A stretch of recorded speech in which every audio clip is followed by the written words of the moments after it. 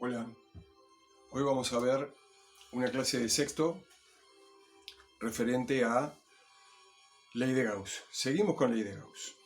Bueno, la ley de Gauss nosotros la utilizamos desde un punto de vista práctico para lograr encontrar ecuaciones que nos dibujen cómo es el campo eléctrico generado por cierta distribución de cargas. Las distribuciones de cargas están en los objetos, porque las cargas forman parte de los objetos. Las cargas están en las partículas materiales que conforman los objetos. Y los objetos tienen formas. Algunos objetos son planos y grandes, otros son largos, otros vistos desde muy lejos pueden ser asimilados a un punto. En este caso vamos a intentar encontrar una ecuación que nos ilustre cómo es el campo eléctrico creado por una placa muy grande. O de lo contrario, una placa capaz que un poco más chica, pero yo la estoy analizando desde muy cerca. Se le llama placa infinita en todos los textos. Se dice campo eléctrico creado por una placa infinita, homogéneamente cargada. Pero de hecho no existen placas infinitas, porque una placa infinita implica que se está creando permanentemente y eso no es posible. Por lo tanto, ¿a qué se le llama placa infinita? ¿Por qué yo lo puse entre comillas? Porque voy a considerar una placa infinita cuando los efectos del borde de la placa no son perceptibles en el lugar donde yo estoy analizando cómo es el campo creado por esa placa. ¿Qué quiero decir? Supongamos que tenemos una placa de 1 metro cuadrado y esa placa tiene carga neta, entonces está emitiendo un campo eléctrico. La carga neta es un desequilibrio entre las cargas. Cuando hay un mayor número de carga positiva que de carga negativa, el objeto tiene una carga neta distinta de cero. Entonces hay un campo allí emergente que no es neutralizado por las cargas del otro signo. Entonces hay una emisión de campo. Si la carga es positiva, esa carga neta, entonces el campo lo dibujamos como saliente. Si la carga neta es negativa, lo dibujamos como entrante. Bueno, y si yo estoy muy cerca de esa superficie, las líneas de campo son todas paralelas entre sí. Si me voy acercando al borde, en el borde, si esta es la superficie, en el interior las líneas de campo son todas paralelas entre sí. Si la carga está distribuida de manera homogénea, el campo es uniforme, porque las líneas de campo están separadas todas a la misma distancia, como uno de esos bosques que plantan ahora de eucaliptus, donde están todos separaditos, la misma distancia, todos en filita, todos ordenaditos, como los niños en la escuela. Bueno, cuando yo era chico. Es decir, una superficie plana tiene líneas de campo en su interior, en la zona central, yo qué sé, tiene líneas de campo todas paralelas, pero a medida que voy llegando al borde, en el borde las líneas de campo se van curvando, porque del otro lado la superficie emite campo también.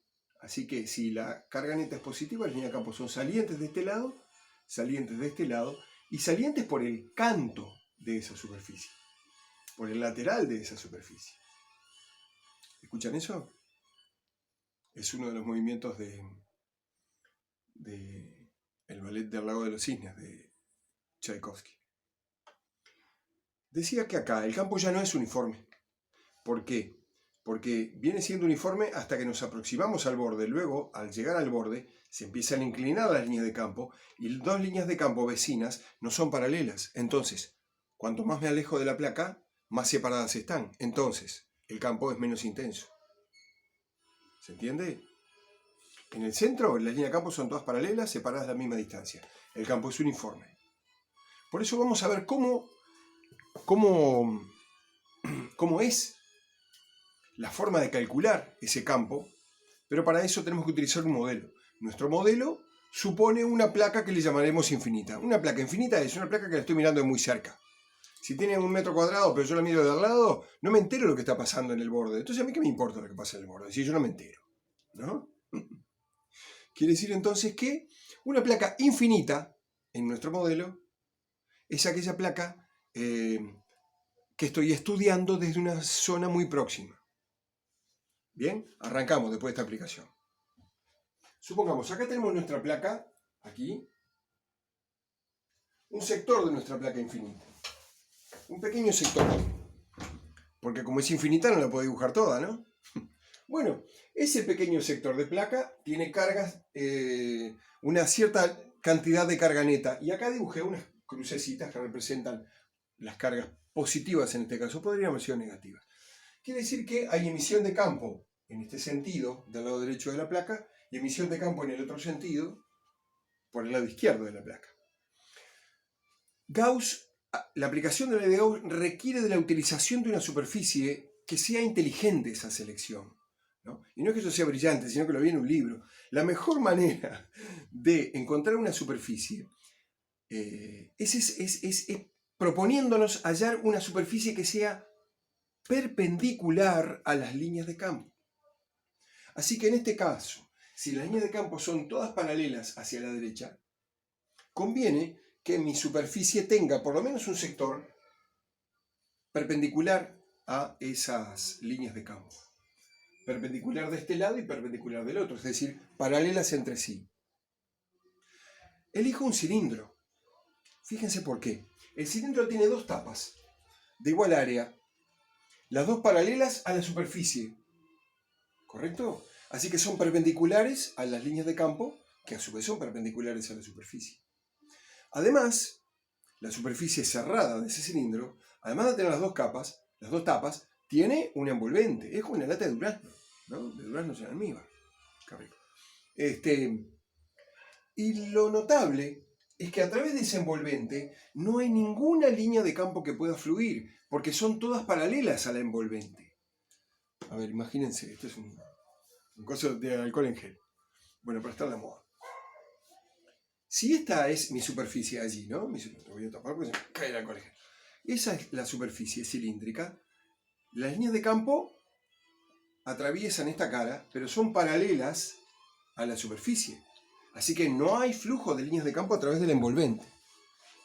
¿Eso sirve de algo, profe? Sí, cuando hagamos los cálculos es muy útil. Observen, vamos a ir planteando el flujo. Recordemos que la ley de Gauss es una ecuación, y toda ecuación tiene dos partes, unidad por un signo de igual. Por eso lo de ecuación, ¿no?